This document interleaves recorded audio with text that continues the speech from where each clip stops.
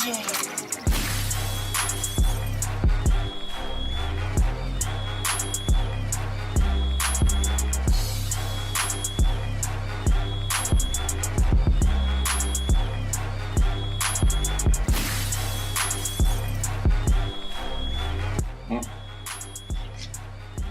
to another episode of Pierre's Panic Room. This is my 5th season, and you know we're doing it right. Well, every season gets better and better, and this one is no different. Damn. First of all, thank y'all so much for showing me the love y'all show me in the streets about doing this, my podcast. You're always keep doing your thing. We love your show. But how about sharing it or telling folks about the stuff, okay? Same thing you do with Kevin Hart and the rest of them damn people. You share their shit, so share my shit too, okay? Share it. Thank you. All right, y'all. So I ain't gonna do read no comments today because I got a special guest. I don't waste no time. I want to get right to her, as in the show. And we about to get it popping. Give it up, ladies and gentlemen. You've seen her dozens of movies and TV shows for the one and only Miss Tamala Jones. Damn. Did I say Tamala Fine Jones? Oh my. Oh my Thank girl. you. I know we said we met one time before, but I don't ever remember all this. Man, when I met you when you was 12 or something, shit. I was pretty young back then. Yeah, you was young. I didn't have the R. Kelly eyes. I didn't even see. Oh my God. Yeah, you no. did not. Yes, I did. Damn. All right. We gonna. I don't know where to start from. I'm kind of getting a little nervous up here. No, but let's sit down. You know, we've talked on the phone. We've had fun. Yes. You know, and I said, you know, when I started talking to you on the phone, I said, girl, this girl is so cool and down to earth. I mean, I didn't know. You know what I'm saying? I see you in movies and all that. Not saying you don't look down to earth in movies, but sometimes people are different than when you see them in film. Right. Let's be real. And to talk to you, it was just like, damn, I gotta have her on the show. I mean, this is, you know, I never thought you'd do my show, but after I talked to you, I realized you would do my show. Yeah, because I told you I will do your show. Right. I don't particularly enjoy doing podcasts, but I really enjoy talking to you. Yeah. We're gonna talk the same way. We're gonna relax. Oh yeah. Time. You know what I'm saying? So we're gonna go from there. All right. First of all, tell me. I just found out family structure. I know you had a sister. That does. You got your real sister? My God. I have been through this over and over again. People hate my guts. Oh, shit. Because they say I do my sister wrong because I don't claim her. But let me be clear, people, for the very last time. I am the only girl. My mother had me at 15. She got pregnant at 14, had me at 15. I was 7 years old when my next sibling was born, who is my brother Craig. And then after that, 2 years later, came the baby, Brandon. There is no sister. Tracy Jones, we look alike. We have the same last name, but that is not my sister. And you're so funny you said that. My mom on the phone all the time. You never brought her up. Mom. She's so much older than me. My mother would have been 11, 7 or something. I don't know. I don't know our age difference, but 4 years difference. Okay, well, I mean, but how did that happen? Well, how does people rumors get started? And then, you know, I addressed it long ago, and they said I was lying, that's my sister, and I'm dogging her out, and how dare her, and that's why I don't like Tamala Jones, that she don't even claim her family. Really? Why are you going to claim somebody that's not your family? That part. And I love Tracy. She's right. an amazing human being and a dope actress. Yes, she is. I mean, like, there's nothing against her, but these people, you know, it's like pitchforks and a posse. Yeah. For those who don't know, she was one of the first movies she was in. Don't that Wayne's brother. Don't be drinking your gin and the juice while you're in South. Yeah, she was Daishiki. Right. She played the part that Regina King had played in the movie. Right. Those part. Yeah. Yes. Regina King. Yes. At the party, at the backyard party. So yeah, shout out to her. And for those of y'all who keep thinking they're sisters, like I did because I read it. Damn that! Take that off Wikipedia. Please take it off. Yeah, I mean, they got me born in the Dominican Republic. I'm born here. Right, but y'all do look alike, though. I'm not denying it. Right. Not when I saw it, I said, it. "Oh shit!" But I look like a lot of other people in this industry too. You know, Taraji. I get that a lot. I get Regina Hall. I get a lot of different people, and I'm okay with it. But. Don't give me an extra family member, and then when I tell you that's not, y'all want to ride on the sister. Like, no. Wow, that's crazy. Well, and also, Christopher Williams and Albie Shore are not my brothers. See? I thought they were your brothers. I thought you were Christopher Williams. Yeah. Really? No.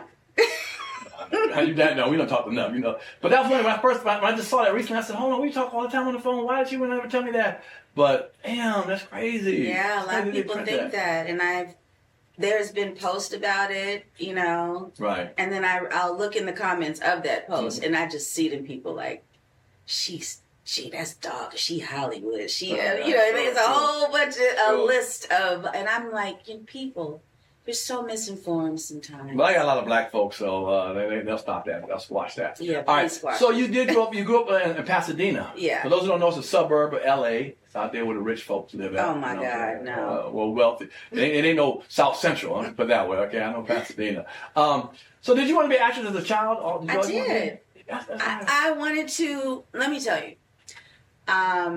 I was always a character. I can see you that. know, a little girl, sassy, and always imitating somebody doing something. Mm-hmm. But Dreamgirls came to LA, and I remember my mom, all of my aunties and grandma, they dressed me up, and they took me to see Dreamgirls. And that's what Ralph, Shirley Ralph, Loretta Devine. Wow, okay. I mean, like the original. The originals. Right.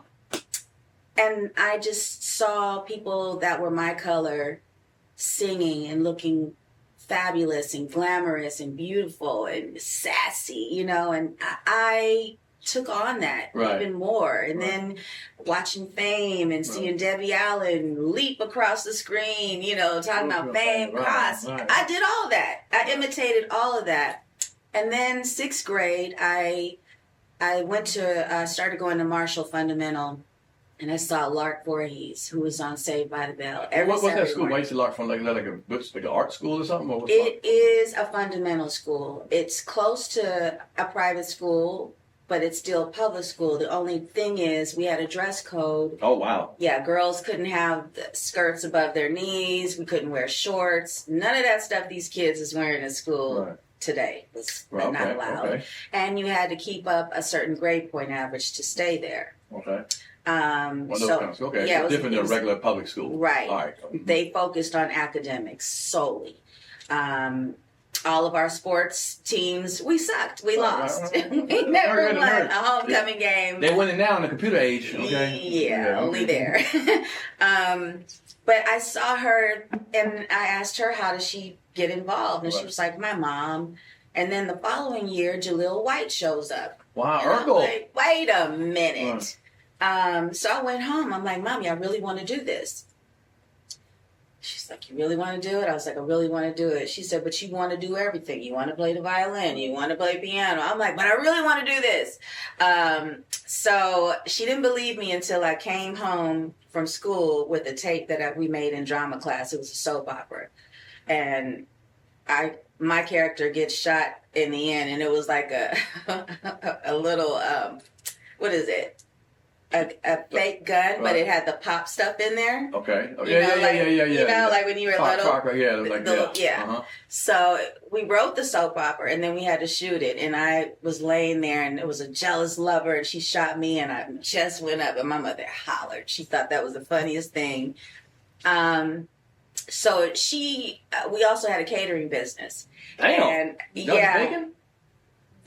have a little bit of everybody in my family. Janine had a little bit of everybody.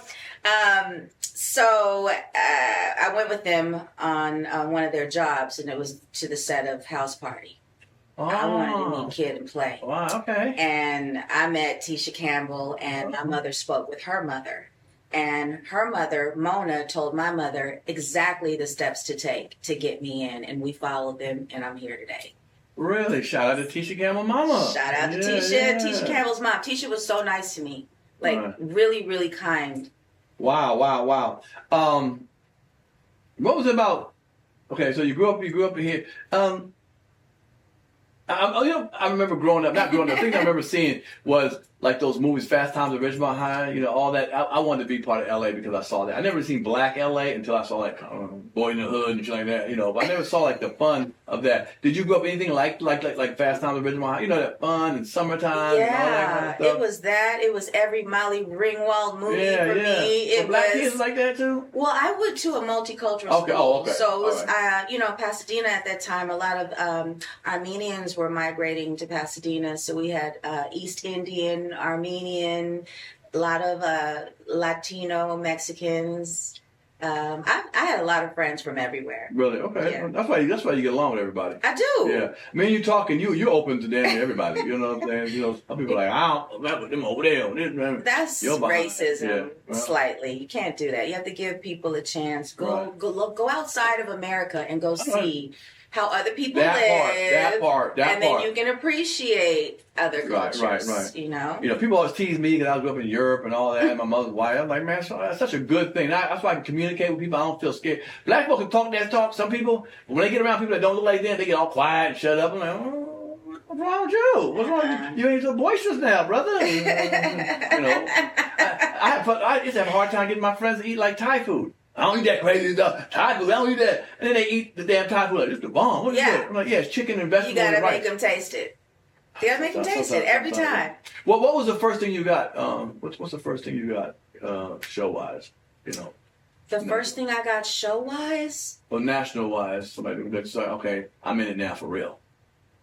Well, the first thing I booked was a national commercial for IBM computers. That's when they were just inserting computers in all of the schools. With the big backs. With the big old backs. Right, the big backs. Right. So I did a commercial. They allowed me to pick 3 friends from school.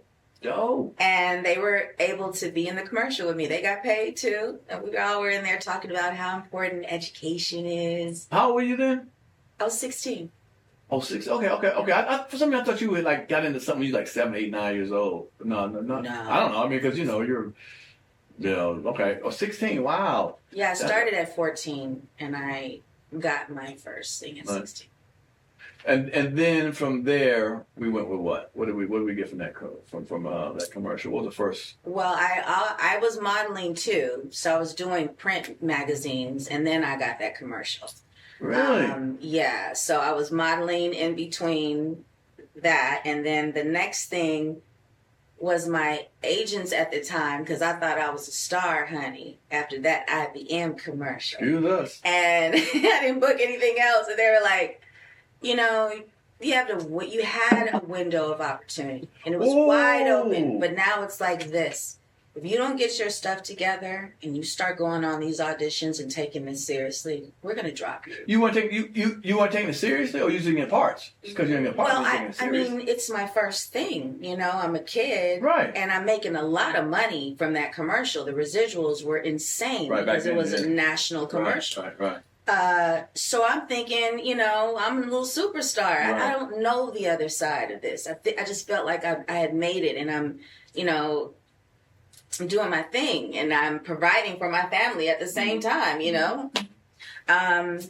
So I thought that was it. I didn't even think to get to the next spot. I had just gotten where I wanted to go, Right. But when they said that lit a huge flame, and I got it together. Really? And in the next week, they send me to, I had like 4 auditions.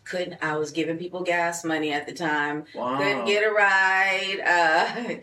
Didn't save any money to buy a car. So I took the bus. I remember I took the bus from Pasadena to Hollywood and Vine. Mm-hmm. I had an audition on Vine, and then I had enough time. I didn't have enough bus money, but enough time to walk over to La Cienega to my other audition that was by the Beverly Center, and then walk back to Vine. There was another audition somewhere on Hollywood, and then take the bus back to Pasadena.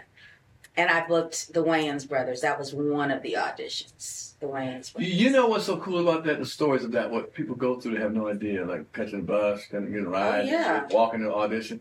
People who aren't familiar with Hollywood, really Hollywood, the backstory, they just think, you just pop up and stuff, and you just pop up and stuff. They don't realize how many no's we heard and stuff like that. Like, damn, how close we got on stuff, Yeah. I was telling when somebody had on the show here how first time I was in Hollywood new, and they said they wanted a light-skinned, tall, curly-haired guy. It was funny. I said, they want me. I walked in, it was 8 knees. I'm like, everybody look like me in this song. I'm like, oh, snap. And I'm like, you ain't all that, not all that, but you know what I'm saying? You're not the exclusive. A lot of people look like you here. I was like, wow. So that was great. But then most people got you from the wood. So I realized you. Would you say that put you on?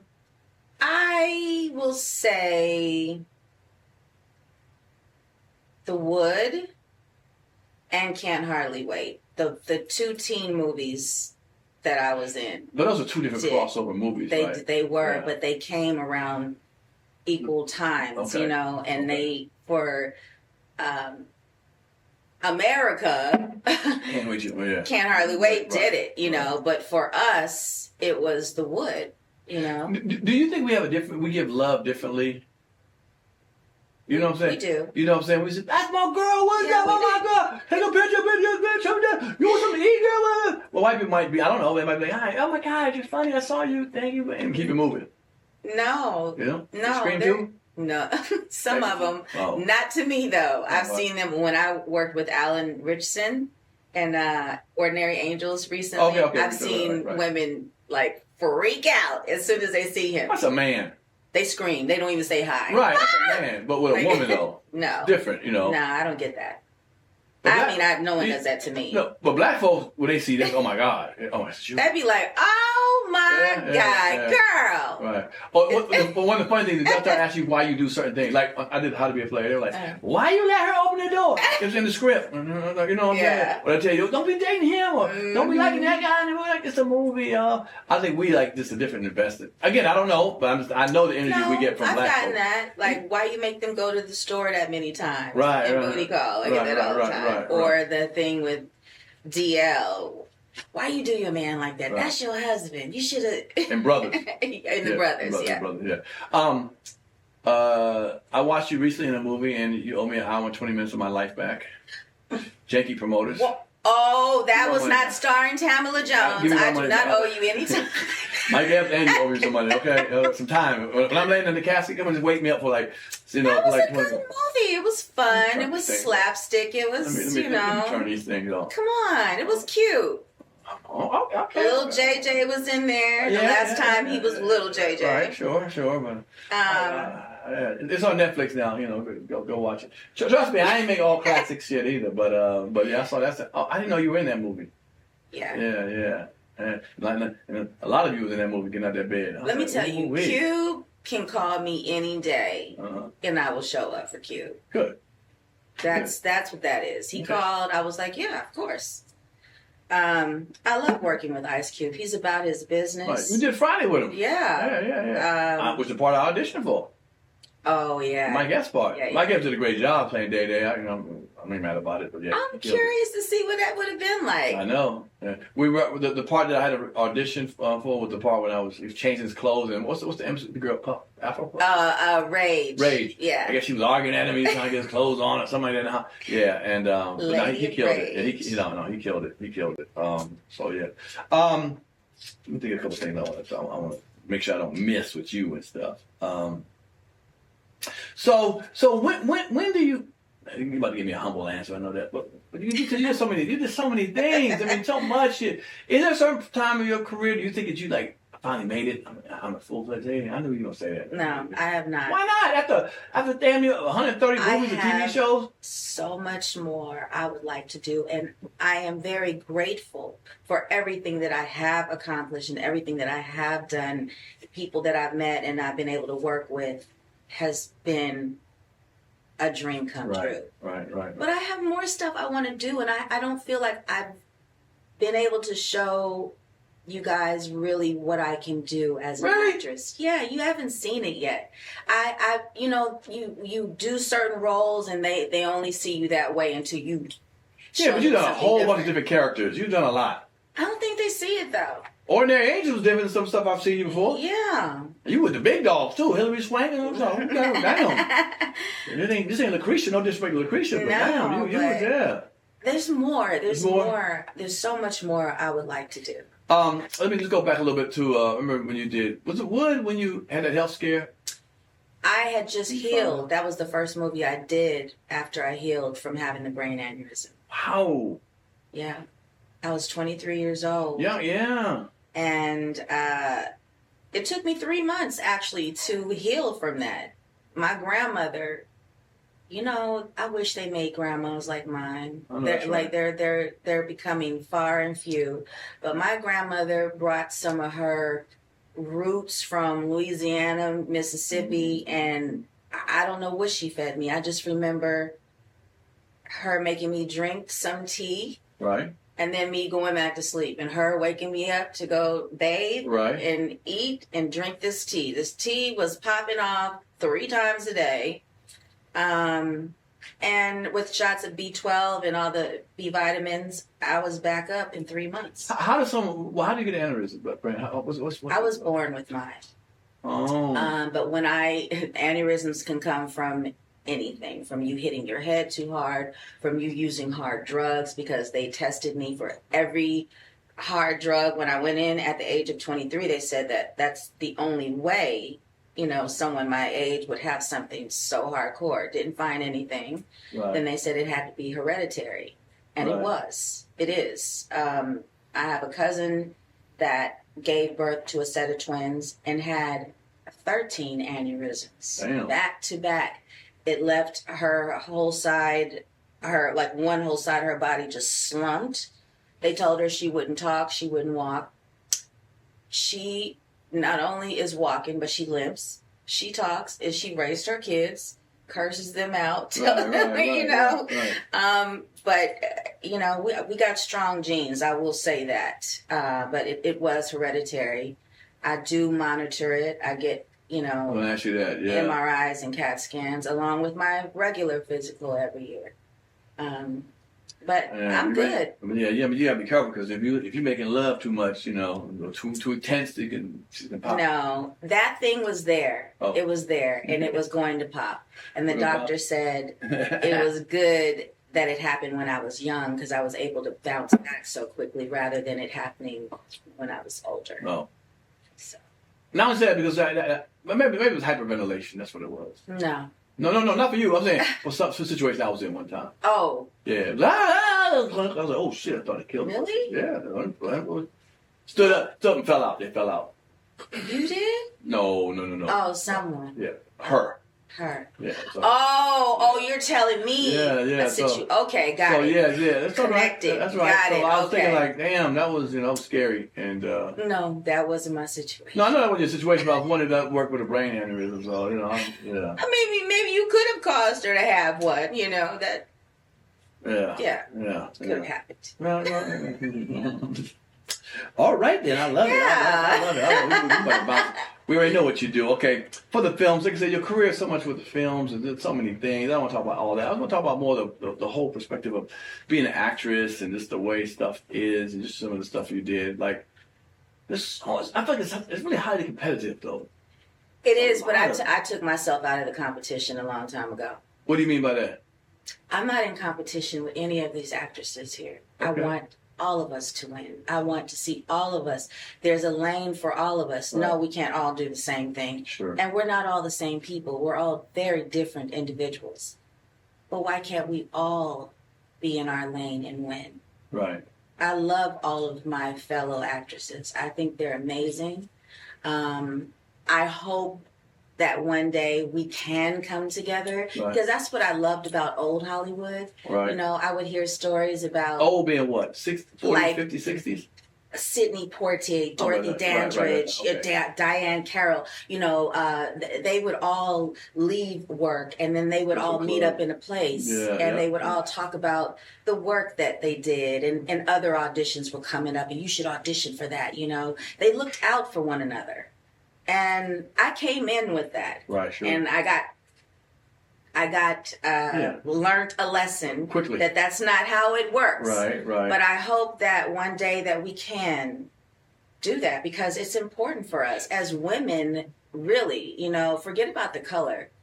Let's come together as women, because what I just recently learned, and this is off subject, but it's kind of on subject, is that a woman could not get a loan, a business loan for herself without a man co-signing until 1988. That's not that long. And before then there was the burning of the bras and us trying to unite. So somehow we got ripped apart. Right. And I feel that we need to come together in some sort of sisterhood, like once a year if we can. Right, sure, no, that's just good. To meet and talk and. But why do you think it's so competitive? Do you think there's not enough roles out there for black women? I think that's what they do with us. They make it not enough, and then we're all fighting for the same role. Exactly. And then it becomes, I gotta eat. No, I gotta eat. And then it's not the way. Right. So I hope that we empower ourselves as women and come together knowing that there's power in numbers. We still get paid less than any man in the world. It doesn't matter what color you are. Women do. Wow. And we do the same job. Just as good as guys do. So it's important for me, and that's why I've taken myself. Is it a job? I mean, is it just a good job, or the numbers is what it's business? If you're a hell of an actress and you don't make that. No, what I mean is a good job is you bring in the numbers. Oh, okay. That is a good job. Okay. Not that you're just good at it. You got to do all of it. Right. If you're doing all of it, if everyone's doing the same thing, everybody's bringing in the numbers, the guys bringing in numbers, the girls bringing in numbers, it should be the same paycheck. But it's always the guys up more. So I know what's going, but which is why let me get back to your point. Which is why I don't compete against women. I don't feel a need to. I want us to come together. But go ahead. I was going to say, so you understand that Taraji, that rant. It's not negative, but a rant she did. I mean, but that's how she felt. That's how she felt. Did you feel that same way? Did you feel her feeling that way? I felt her, and it took a lot of courage for her to say it. Mm-hmm. But I will say this. The way that I just explained us coming together is the way to fix that. Right, okay. That is the way to fix that. It's not that problem doesn't exist. But what I just said is the way to fix it. How she did it, it probably left a bitter taste in the powers that be's Sure. taste buds. Like, ugh. Right. When if we say, hey, we've been dealing with this as a core group of women, Sure. and we don't want this anymore. You gotta be a little bit more fair. We've been putting it in all the hard work. You gotta cut us some slack here. If we do that together, then we can get some movement. And that comes from pay and also marketing. Everything. But there's not no. So I'm asking, really, the question is like, are they really not paying urban people or women like less? Like saying your movie made $100 million. Let's make it up. So you $100 million, and this white guy made $100 million, or whatever, it wasn't black woman. He got making up $10 million. You get $1 million. Right. They do that disparaging. They'll just like, hold on, my numbers match that person's number. Right. And what if you heard it or seen it? What would the answer be? What's the producer saying? Look, No, you don't ask that. See, Taraji, she broke the mold, to even get into that. You know what I mean? Like, we just didn't say anything, or told we're not to say anything. Okay, so I get that. But have you heard, or so, you may not know, but do the white producers just say, hey, look, hey, get out of here with that. I gave you $1 million. Be happy and move on. Is it that kind of feel? Or no one's ever spoke? You say no one's ever spoke up to the people? No, privately? I'll tell you this. I'll give you a scenario that is something that happened. Back in my 4-year love days, friends had went in together and got that big old pay raise, right? So then we decided we didn't want $1 million. We just wanted a little bit more cushion as a cast on For Your Love. So we figured if we went in together and we went and said we want more than the regular 5% bump up that you get each season. like I said, I really dig I really dug when I was talking to you more just who you were and instead of all the work you've done. So, you know, I was like, wow, you told me some stories. I mean, I don't know. You have a very interesting story. You know, you could paraphrase it in like a 3 to 2 hour. But you had your little coming to America experience. Okay. Yeah. That was too good of a story. Okay. Oh, you know what I'm saying? Say it the way you want to say it. I'm going to give bullet points because that one don't like me talking about him. Oh, okay. We don't know no names. But everyone knows. Everyone knows, right? Come on. So here's long story short. I get a call. Short story long. Long story short. I get a call from a friend. Right. Who tells me that this African prince wants to meet me. Ooh! So that's what I said. Ooh! Okay. Prince Hakeem want to come to America and find his queen? Okay. Was the funny thought I had in my head. So I thought he was, you know, BSing me, but he was serious. He said, I have a friend, he's a prince in Africa, and he would like to meet you when he comes to America for his vacation. Sure. So for 3 months, this man courted me.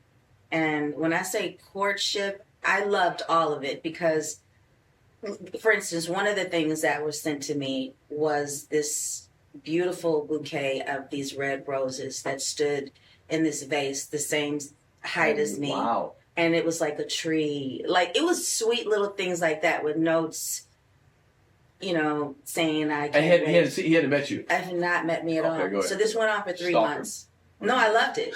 Now, when you send the gifts, it's not stalker. Yeah. It's like start. So I didn't know when he was coming the particular date. You know, it was my friend's birthday, and we, as girls, arranged her dinner at Mr. Chow's, and then we were going to this club afterwards, and we had a cake and everything over there. She didn't know any of the stuff we were doing. Okay. Well, I'm going to call him Prince Hakeem. Why not? And Prince Hakeem calls.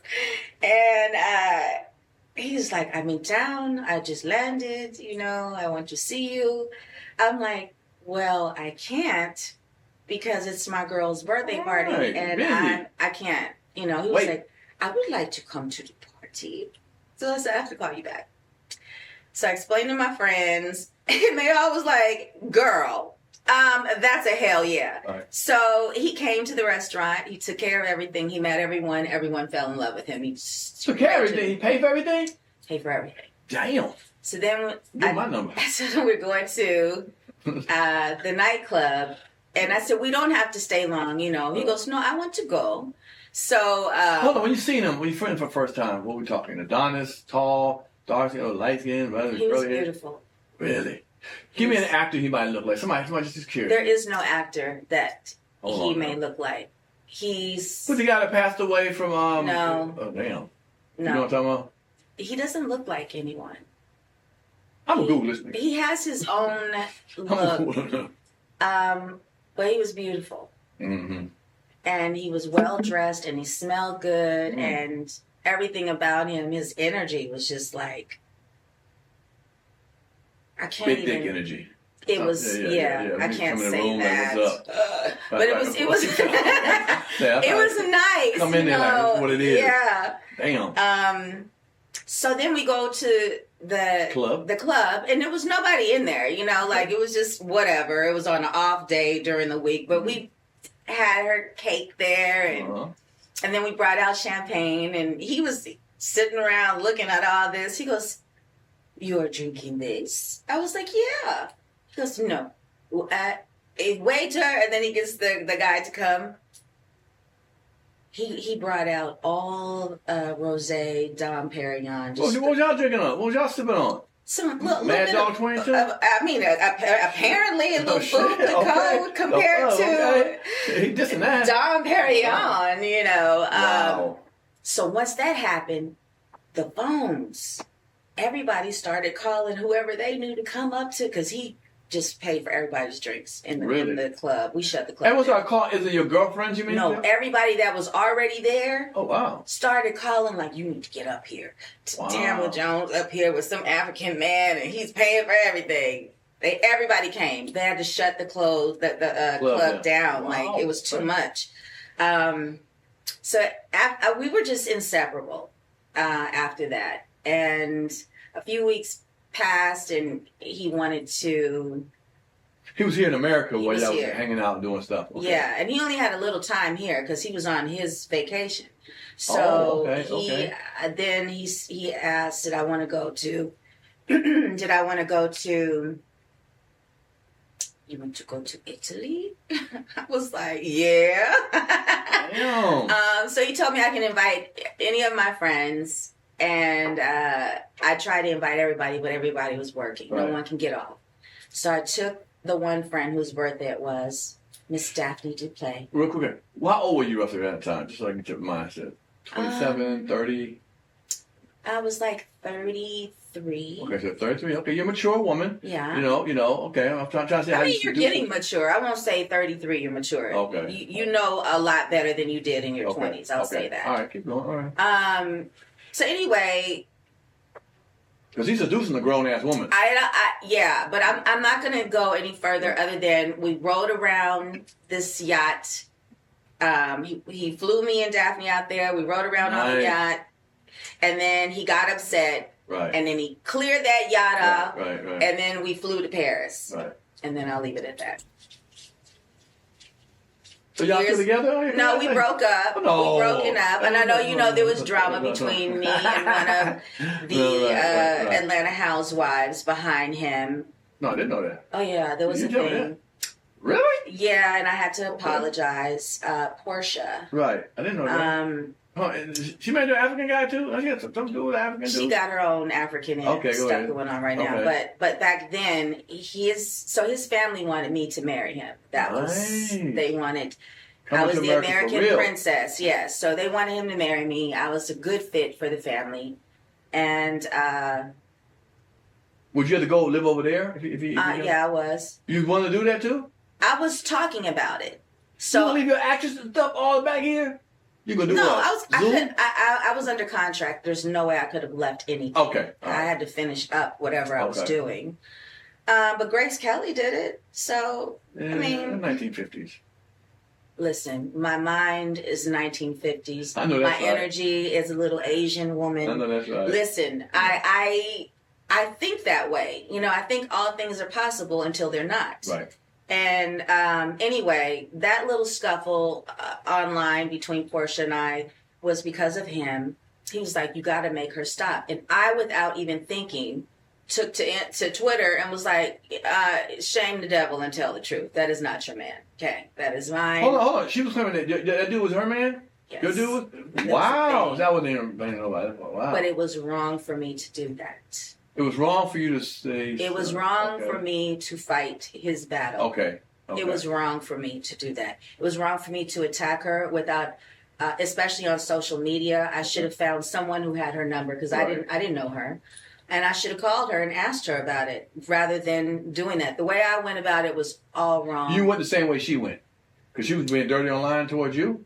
She wasn't being dirty towards me. She was just saying all the things that he bought her. His parents got upset and he was like, you got to make him stop. So I was like, enough of this, Was it true? I believe so. What did he tell you, though? Did he tell you said it wasn't true. Oh, okay. So he said it wasn't true. So anyway,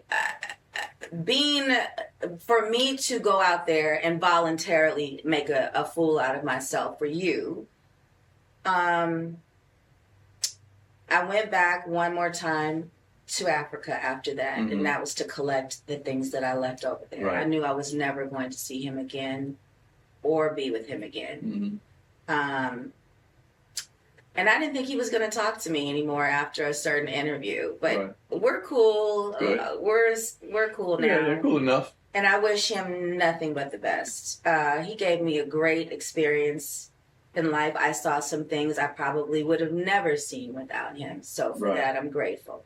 What, not saying necessarily him, but what would you advise? Like, to me, that's, when a guy sweeps in and got all this money and does all this extraordinary stuff, it just feels like he's trying to buy somebody, or you might not be able to live up to that pressure or to be that person. Would you say that a lot was happening, putting the extra?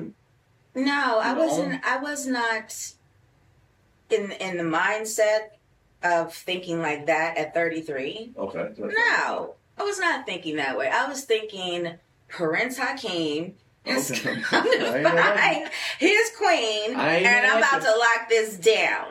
And we broke up and got back together, and broke up and got back together so many times until I couldn't do it. How could a man do? I have to do you now, but like seduce. Like what? How would a man have to approach you now? Let's say, well, like what is it? Did he do too much? Like you wouldn't go for that nowadays. Today you wouldn't go for that. So how would a man approach you nowadays? I mean, what would be the thing? Well, first of all, your spirituality has got to be key in your life. You got to have some sort of spirituality, some sort of grounding. Okay. Because I've had a long journey getting there. So you got whoever it is going to have to meet me at a spiritual place. That's okay. Not religious. And what is spirituality? Not religious place. Right. But a spiritual place. Meaning? Where you have spent enough time with yourself to get to know who you are and that you have a special place in this earth. Whatever that is, you're working your way to it. That you respect people and their feelings. That you don't think being kind is a weakness. That you're well-traveled, that you have compassion. You know, all those things have to exist in a conversation. All the stuff that I am. In a conversation, and then I need to see your energy and I need to see you follow through. I do what I say. With your words. Okay. So there is no purchasing. You could have purchased me back in the day, 33. Hey, right, sure. Because I didn't know any better. Right. You know, I'm looking for what I'm instructed to do as a woman. You find someone that has a dowry that can come and take care of you and give you a lifestyle that you've already given yourself, or it can up you up, better you, whatever, upgrade you, whatever it is, but never nothing lower than I have been raised to be, or that I lower. Can a man be a good man and just don't have it? A good man is not lower. Okay, all right. Now. A good man is not lower. A good man is never lower. I don't care what his financial is. Okay. I'm saying a low grade, a low vibrational person. I'm not gonna mess with you. You got me almost cursing on here. I'm not going to mess with you if you're low vibrational. If you're not trying to better yourself or do something for yourself, or you have goals that you don't have anything laid out, that's low. You're just going through the world in that shell of yours. Right, nice. Nothing. And I learned too, as we're speaking about, you got a little Miss Cleo going on. I do. You told me that you can see stuff and know stuff. You can talk to people long enough of how they are. And some people are very afraid of me for that.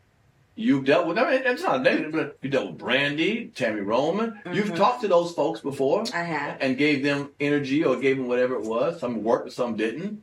Are you now more quiet about it? Are you reserved because other people can't handle it, or what? I tell what I need to tell to those who need to hear it. Okay. If you don't need to hear it and I feel like you're good, right. I've learned how to decipher from that. Some people don't want to hear it. Well, don't appreciate it. But don't appreciate it. And don't want to hear it. Or if you tell them something, they want you to change it. And it's like, honey, that's your energy. I'm not God. I didn't give that to you. Right. I'm telling you what I see off of you. So I mind my business now. But when I feel like inside it could help someone. You tell the truth. You tell the truth when you tell people this stuff? Yeah. All right. We got 2 minutes. 2 minutes for what? Let me see your hand. Shit. Come closer. They're soft for a reason. So what I'm doing is tapping your hand, and I'm going to read your energy from here. Hold on, let me the microphone in your mouth. I need to hear this.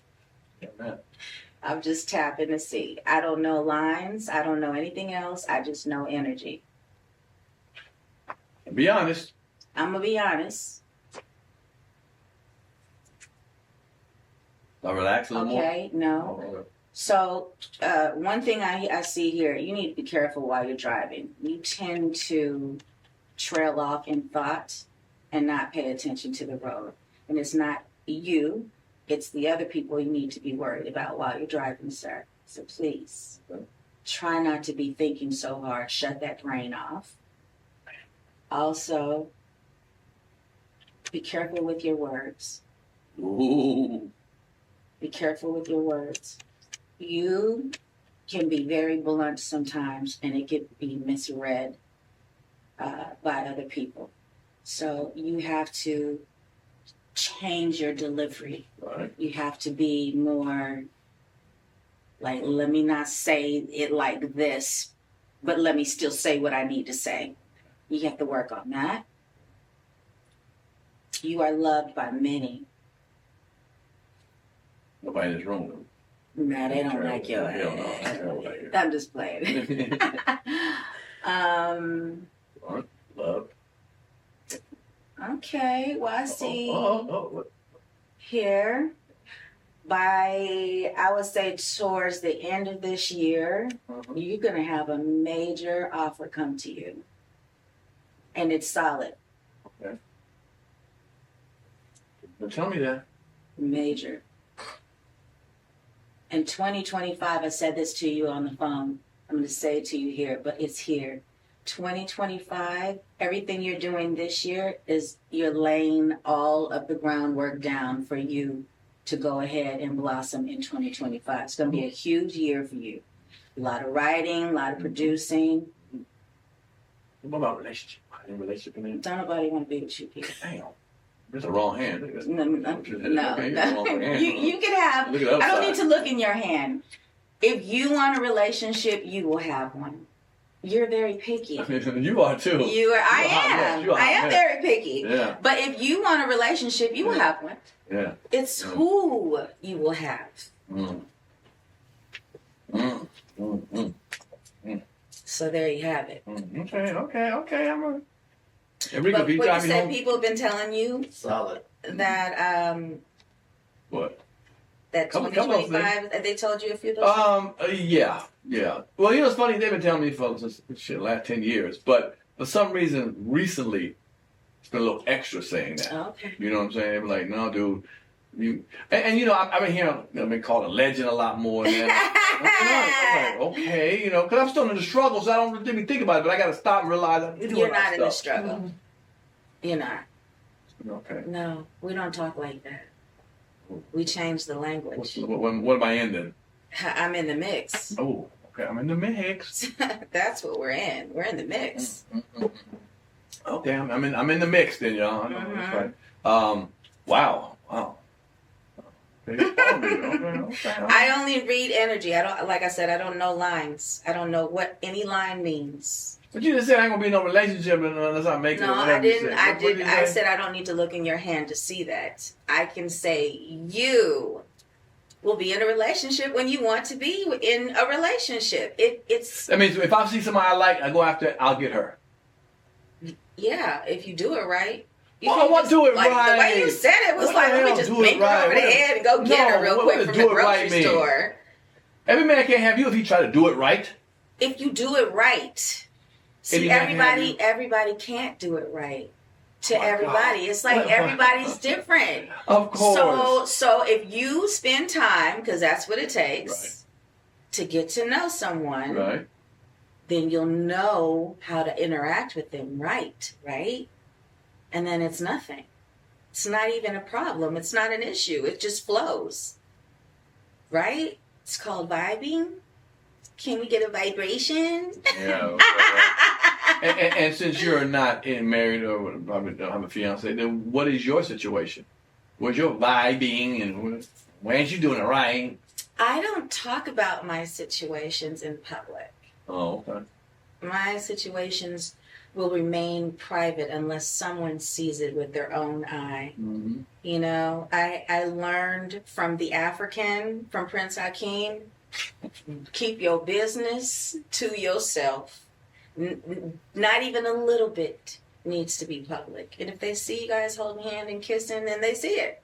Mm-hmm. But you're not going to know my story from my lips. With the Miss Cleo situation, have you helped some people who liked what you did? Like famous people? Yeah. Who'd you help? Famous. That it worked for?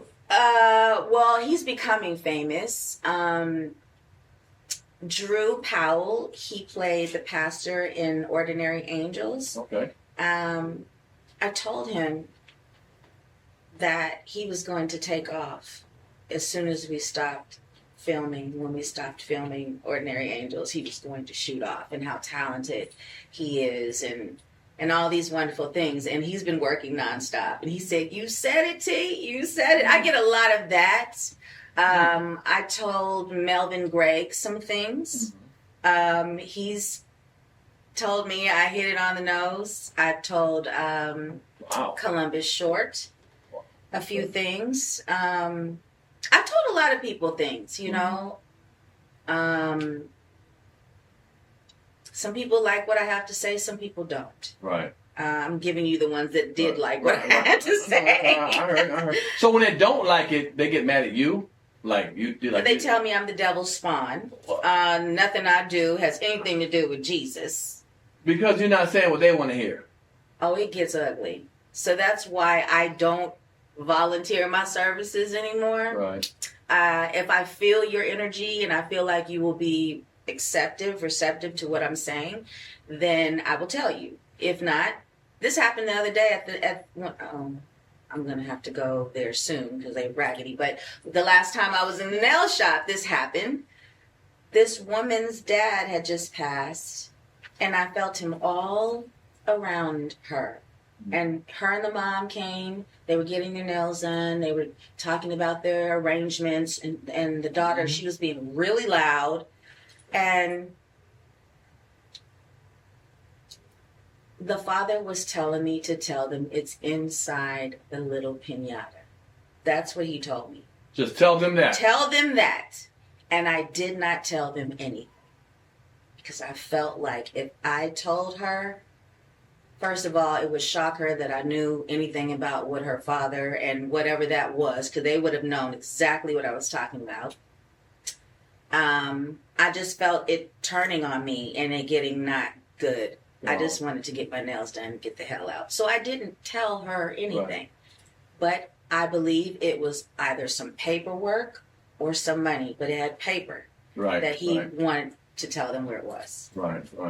Do you think, your lifestyle, because you don't have really a lot of female actress friends, really actress friends, like, how they clicked up. A lot of these girls click up, these actresses, they party together, hang together. I never really see you there. I never see you around those. Is it because you think your spirit is something that just, you're not a, what do you call it, like this person wants to hang with everybody? Mm-hmm. Not a negative way towards them, but just you just not a proud person. I'm definitely an introvert. Introvert. That's definitely that. I don't come out unless it's I'm going to a friend's house or I'm going to work or I'm going to vacation or I'm going to do Pierre's podcast. Okay. I don't like to leave the house. I just don't.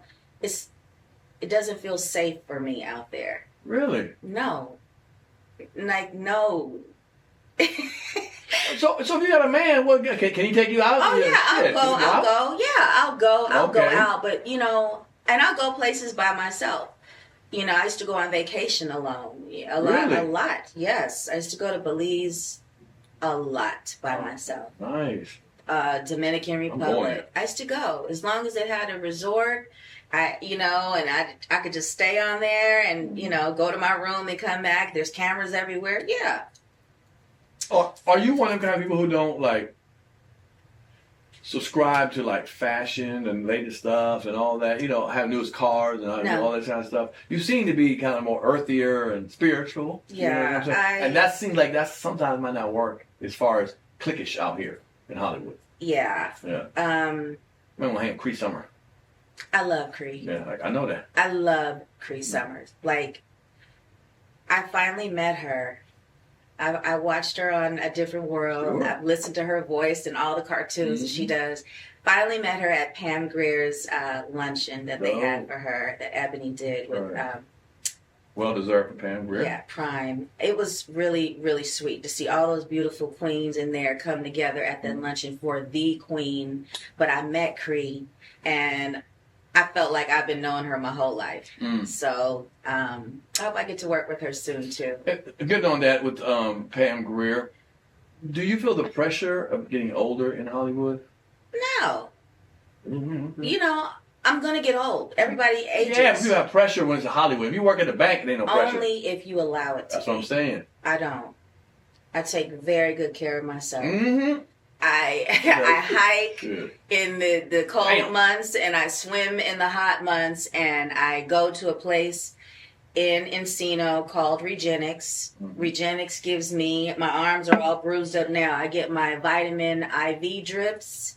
I get my vitamin shots. They're going to have a grand opening. They open up a whole nother side, so I don't know what's over there, but I'm sure I'll be getting whatever is over there. Vitamin D. I love taking care of this avatar. You only get one body. You only get one. Thank you. You only get one, so you have to take care of it.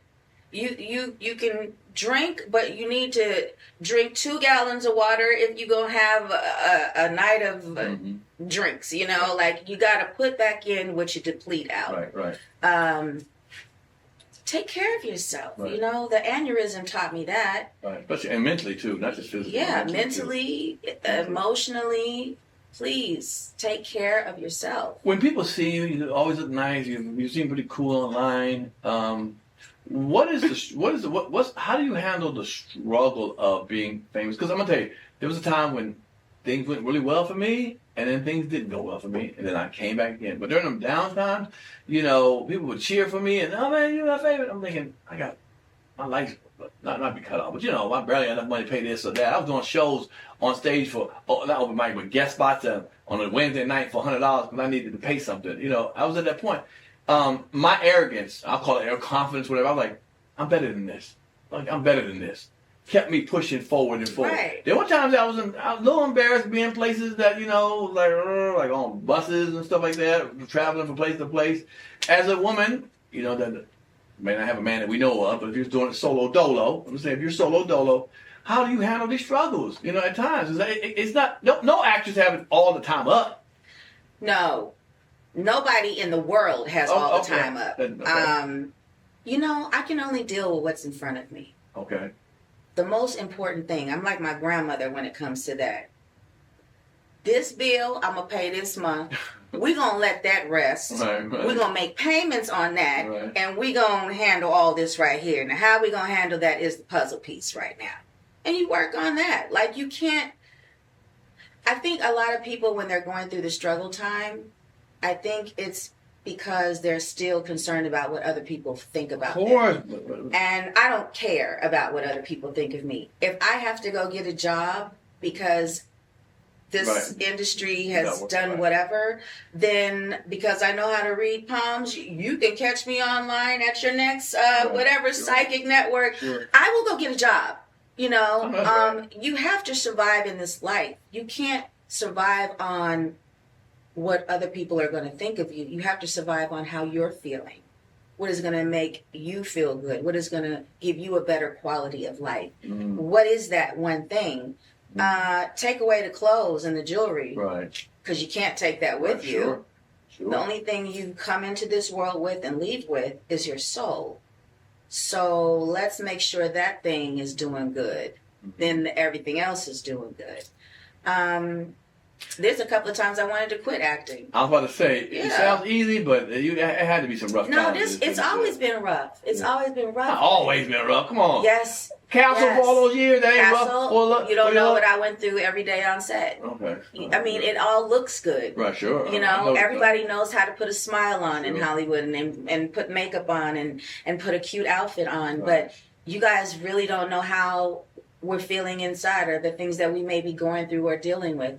I have supported my mom and my grandmother since I got in this business. My grandma's no longer with us, you know, but I'd still managed to take care of myself and my mother as well whenever she needs, because she does her thing too. My grandmother, grandfather, my grandfather's from Morocco. He instilled that in us, like hardcore, and so did grandma.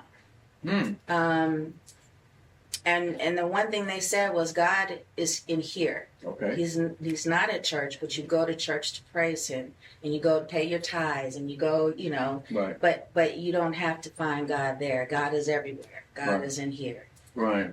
Speaking of that, I didn't see it, but what was it? The new movie you had come out, Ordinary Angels. Ordinary Angels. Was that something about that was about believing. Believing, right. And what I love about Kingdom Story Company, they do a lot of faith-based movies, but they're based on true stories.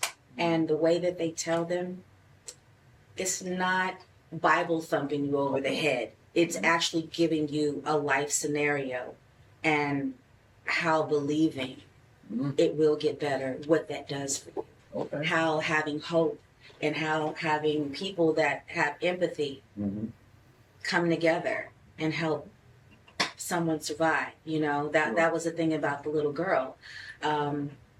The father, Ed, he had been going through so much stuff. He lost his wife to a rare liver disease. And then, you know, years later, his baby, who's now 5, she has the same rare liver disease. And he was left with a tremendous amount of hospital bills. And now his daughter has it, and they were not willing to care for her until he pays the bills off from his wife. Right. And it took a journalist to write about this because he didn't ask for help, Ed Schmidt. And Sharon sees this. She's going through her own thing. She sees this in the paper and decides she wants to help. You know, and we have people that are like that. I had someone do that for me one time in one of my lowest times in my life, you know. So I appreciate stories like that because they are true, and everyone has had an ordinary angel, and if not, you can always pray for one.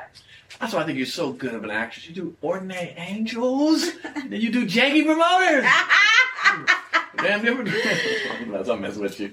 You're also very funny online on social media. Oh my God! Yeah. You are. You definitely got that comedy on you. I like making people laugh. Yeah. You know, I wanted to be a stand-up. But don't you join the fray? I did. I tried it out. I went to Kim Whitley's room. Okay. Ha Cafe, was that? It was on Ventura. It was like some new cafe that was opening up in Studio City.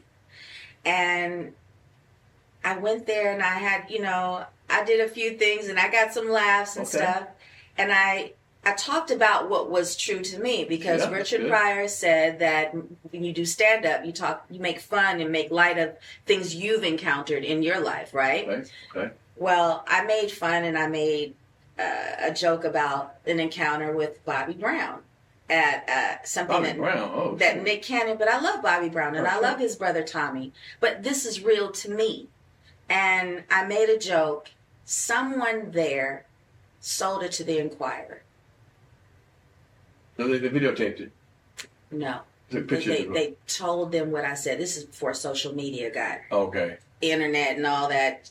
It's way before IG.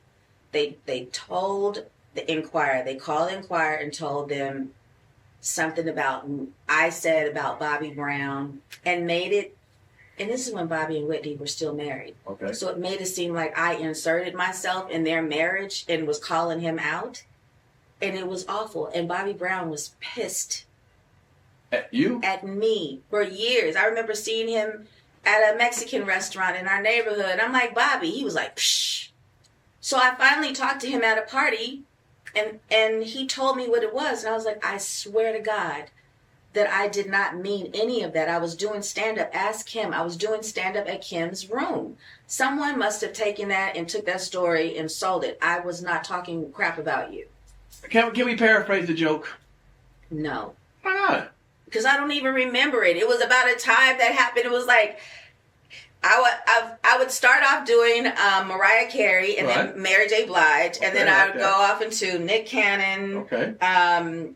Had a bowling party at Lucky Strike, and Bobby Brown walks in. Oh, shit. And he came over and he said something. I don't even remember or can't even paraphrase it. Right. And then I was like, you need to watch your mouth. I didn't say that, but I'm just something like that. It was like a back and forth. And then I called for his brother Tommy. Tommy, you need to come get him. Or something. It's not funny now because I can't remember everything. But However, someone took that. Was that a true? Or did you embellish a true situation? I embellished it. A true situation. A true situation. Well, that's why he's probably mad, because he remembers that situation. It wasn't like you just made something up totally ridiculous. The way they told it, because I read it, it was nasty. It wasn't how you said it. It wasn't how I said it. It was disgusting. It made it seem like I was breaking up Bobby and Whitney's marriage. And so I stopped doing stand-up. So now all I do is post funny things, and that's it. I stay away from that. It's a dangerous I'm cool place. with that. Get about it. There's enough stand-up comedians we have. So enough of that stuff. Well, seeing how funny you are, I got a thing I do here. Okay. It's called, I do the guys called Hoish or Broish. When I tell you something, you have 3 seconds to tell me if this is a boss bitch move or a lost bitch move. Okay. Okay?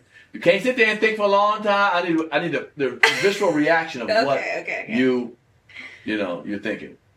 I'm gonna start with something small, easy first. But you tell me quickly. You have 3 seconds. Okay.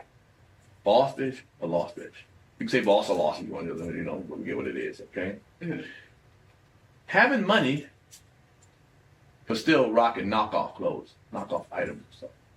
Boss. Boss? Boss. The Louis Vuitton? Louis Vuitton. Okay. All the way to the bank. My stacks are high. Oh, shit. Right. Boss. Boss? Okay, Mm-hmm. boss. Okay. All right, boss. Woo-wee. Okay. I mean, we're going now. Come on. We rolling. I'm going Bring faster, too. Okay. Sex on the first day. Come on. I can't answer that. Why That's can't? in between. What's in between? It depends. Oh my God! It depends. Visceral reaction. Boss, man. That's a boss move. No, that's not boss. That's that could be a loss. It's a loss move. Yeah. Oh shit. But like I said, it depends. Oh my God! All right. Woo! All right.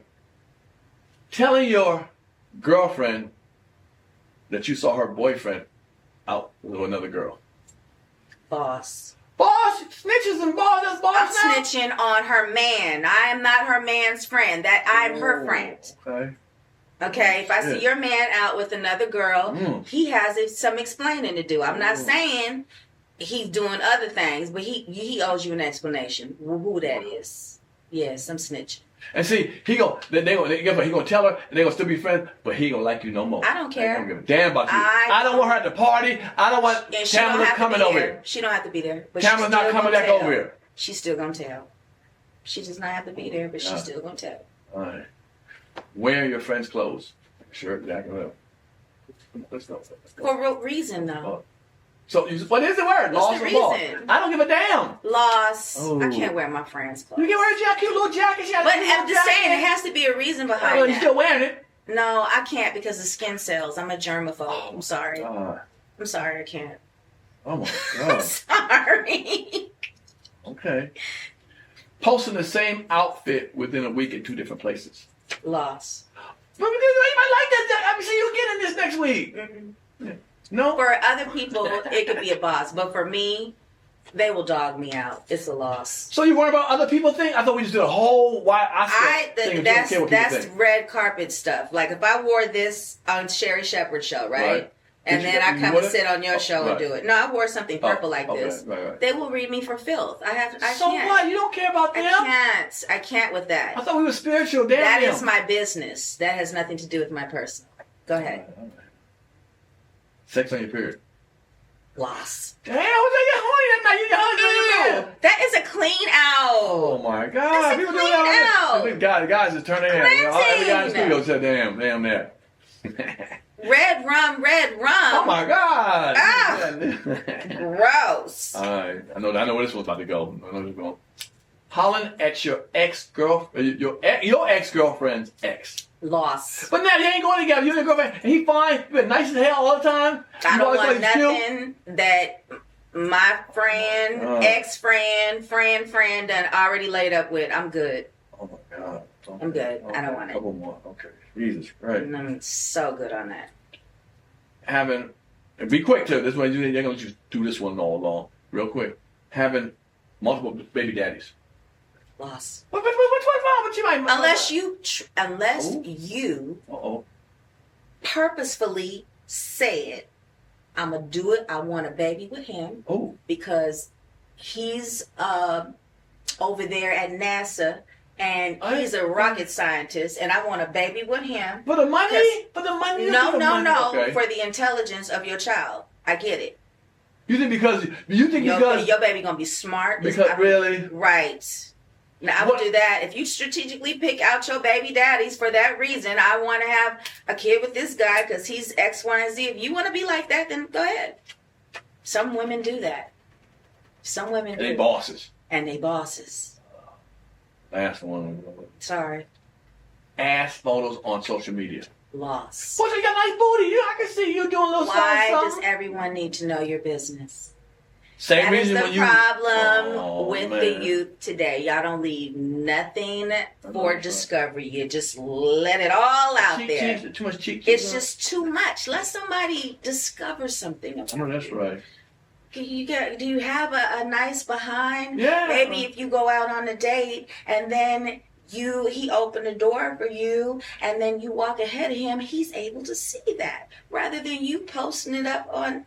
Well, you feel the same way with men with their chest and shit, standing there with their chest and pecs and six pack and all that? If you want to do that. No, is he lost the ball? You lost. Because you're leading with that.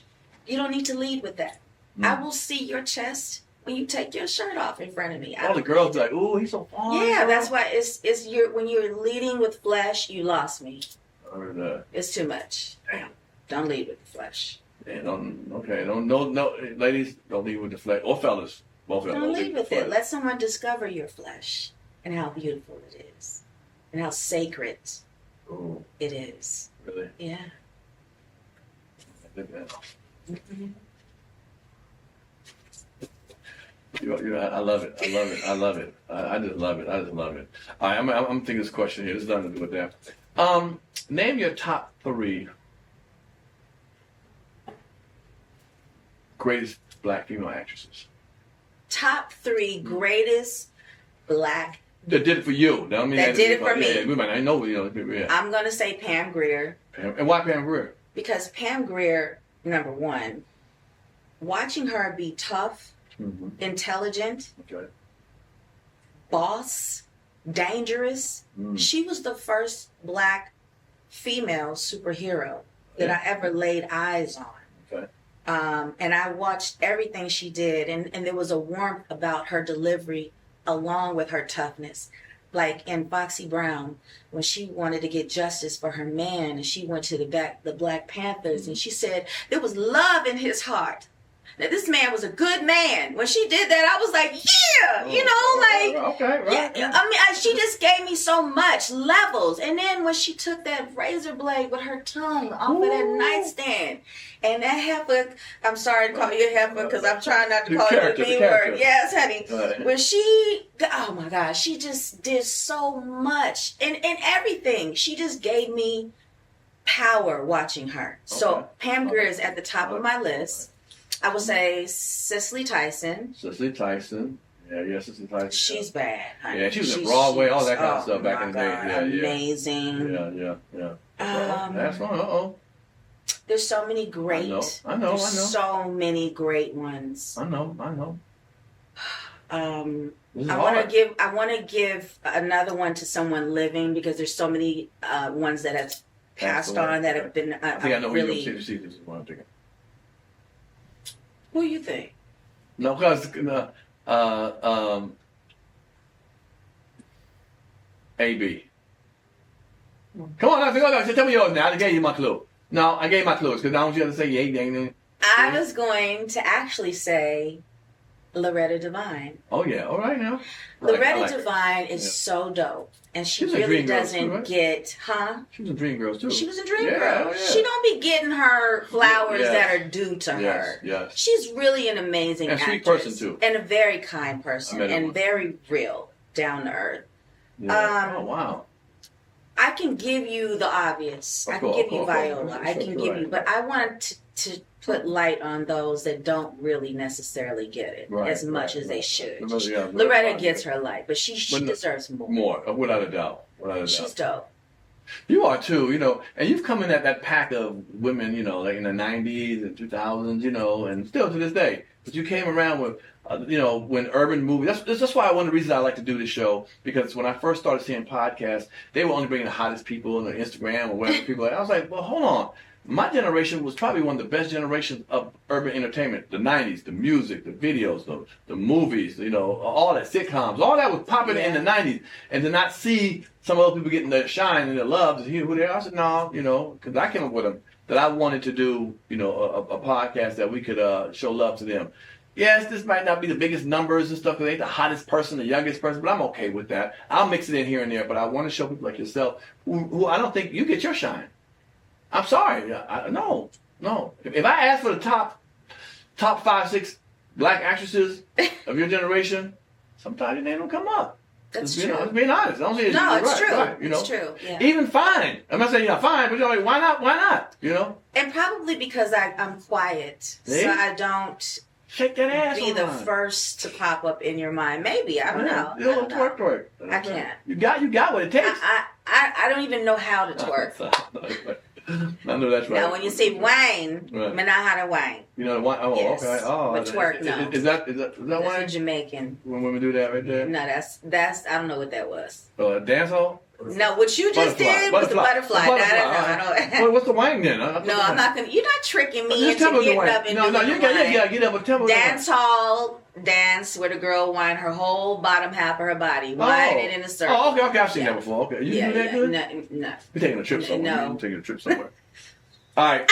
Well, I'm gonna do this right here. I was gonna do it. What is this? The Wheel of Fortune? Yes. Oh my God, I love it. Okay. So why you got the hypnotizing thing on there? Because I need you to be hypnotized when you start talking. So there's some things on here that if it lands on that, we want you to participate in this. Everyone's done it. We have great time and fun. This is disgusting. We're not about to spoil it. What's disgusting?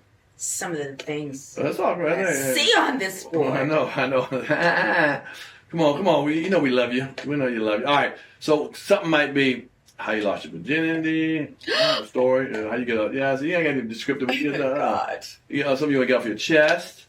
The biggest lie you ever told. Remember that? Who would you change places with and why? I know nobody in the world. You want to be who you are, but just play along with it. You be yourself. If you had a choice, what would have to go? This is kind of more man to woman, but if you had a guy and he had, out of these 3 things, one could be the worst. They still deal with the guy. Face, teeth, I said booty, but let's just say body and shit.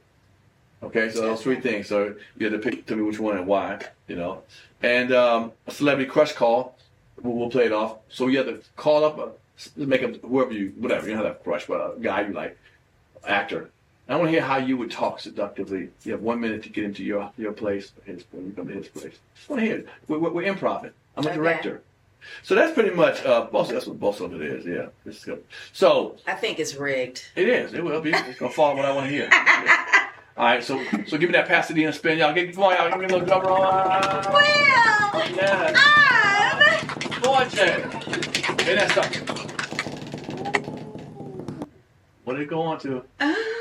Shoes, face, and teeth, and body. Okay, a man. A man? Okay, so you see a man. What could you live without?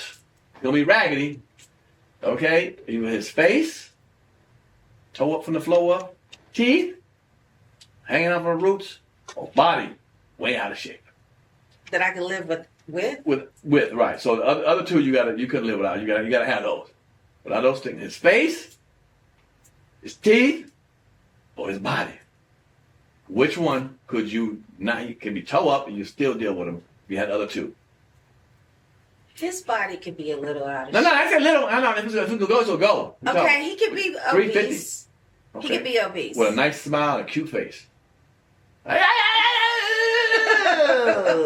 Yeah, he could be big. He could be yeah. Big. Yeah. I just cook him some good food and make sure I clean him up. He stays where he stays. Yeah, I will cook him whatever he wants. I won't try to change him. If he want ham hocks, I just cook him and make sure I wash him real good. Damn. At the car wash? Yeah, he got to get washed and cooked for. At the car wash. Well, we like to give up my guests a little gift to show appreciation. See, some podcasts don't do that. Oh my God. Okay.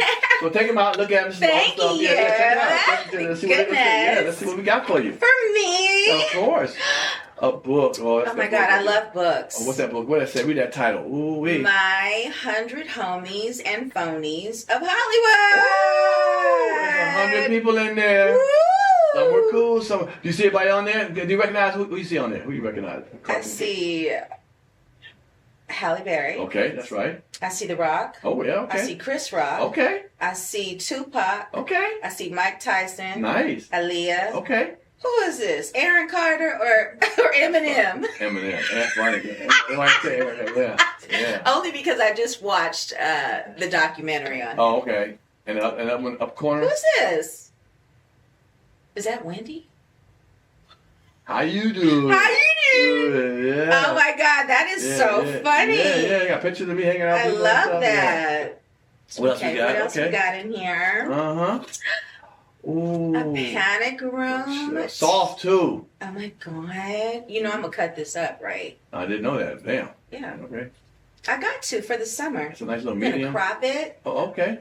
You know, we're gonna cut down here. I wasn't sure what your boobage started. I got you medium. No, it's good. You right with that? Yeah, Slim thank you. We're gonna make this really cute, and I'll post it and tag you. Oh my God. Okay, we'll get my team. I love being tagged by Tamala. That's a do rag. I don't know if you wear that, like a cloth, right? A cloth and a rag. Who is this on the do rag? I don't know. Look like Bill Cosby. That's what it is. Okay. Ooh. Oh, it's Pierre! I only saw the eyes. You saw that? It was giving me very Jello. Really? Yes. Yeah, get my mouth. It's funny. It's funny.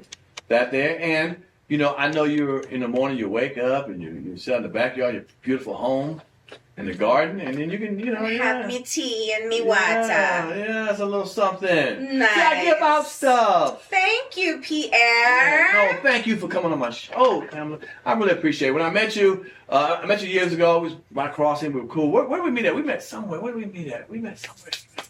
At the airport. Yes. I was like, the airport. Yeah, at the airport.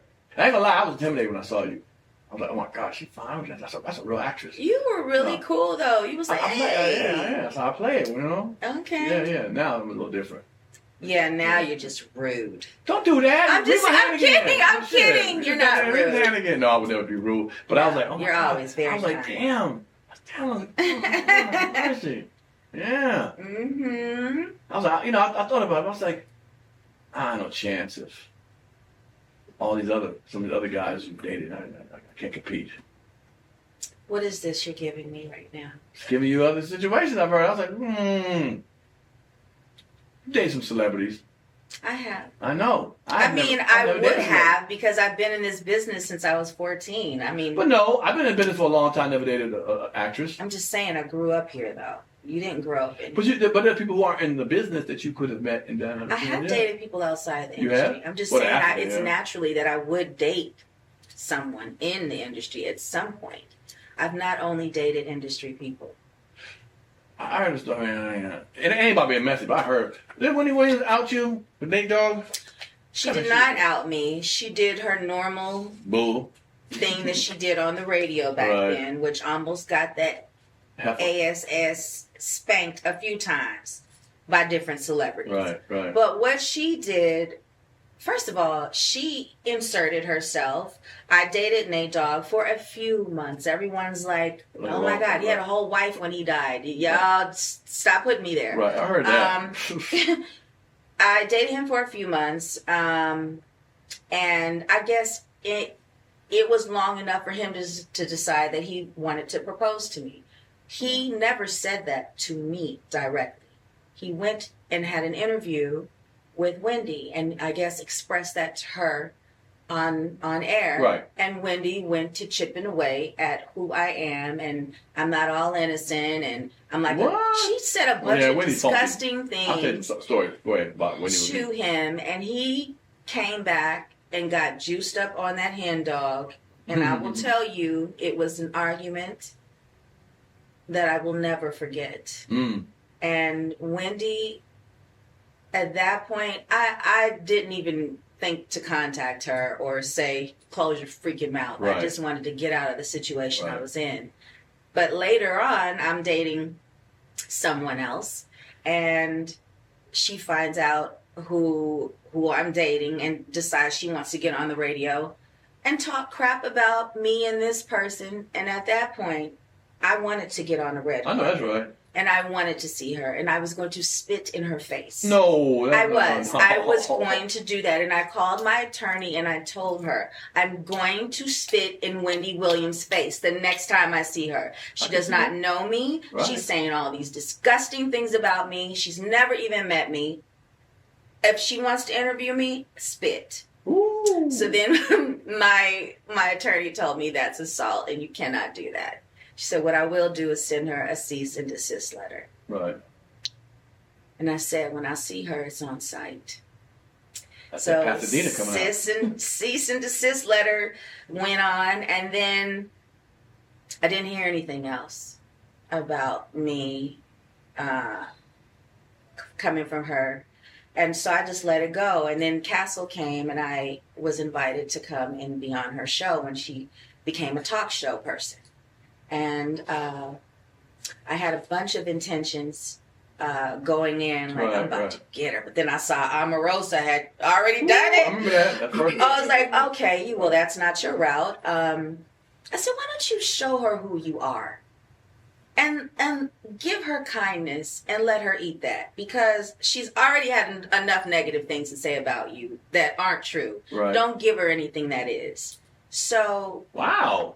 I decided to be nice to Wendy when I was on there. And her staff was very much aware of us and our situation because they were trying to make sure, is everything okay? Is everything cool? I'm like, everything's fine. And she was too. She was a little nervous because it's the first time we are actually meeting face to face. So I was just nice and kind. And she told me I can come back anytime I had anything else to promote, but I only wanted to come that one time so that we could meet. Yeah. Now you've met me. Now whatever you have to say past now will be the truth. That's how you handle it? That's how I handle it. Damn. It takes a lot It's so easy going. No, it's not easy going. It is discipline. Do you know how many times I feel like snatching the hell out of somebody? I know that's right. But you can't do that. And you can't hurt people with your words. Because what I realize, most of the time when people say things and do things to you, it has nothing to do with you and everything to do with them and where they're at in their life. They're projecting. So I had to stop taking things so personally. Stop taking things personally from strangers that don't freaking know you. You know, just stop. And it's steady work in progress every day of my life. It's not easy going. I have an easy going thing. Someone told me the other day, it always looks like I don't have any problems. I'm like, I have problems. Right. I have a lot of problems, but I can only handle what's in front of me. If I start thinking about everything else and I stress out, and then everything becomes an issue, and then oh my God, it's the end of the world. When none of that's going to help solve anything that's going on. Right. Just relax. Sometimes you got to be quiet. Do you believe in karma? I do. Very strongly. Do you believe karma's working itself now? I feel... You feel what you want? Yes. Yeah. I mean, karma does it every day. And I feel like now it's a quick, fast return. You do something bad, it's at your front door immediately. So just work on yourself. No, it's all good. But again, thank you so much for coming here. I truly appreciate it. I really had a real good time. And next time, I'm gonna take some of the phone conversation we have. If you take my phone, wow, no, we will not be friends. I wouldn't do that. All right, thank y'all for watching another episode of Pierre's Panic Room. You know how we do it. Tell the people where they can reach you at on your social media. You can reach me at Tamala Jones on X, or you can reach me on Instagram, Tam Jones, and the number 1. And she's funny. She's very entertaining, and she's a good person, so I really enjoy it. Thank you so much, and I will see you on another episode of Pierre's Panic Room. You know how we do it. The king can't always be the damn king by itself. I need servants to step up. Turn me up a little bit. Turn me up a little bit.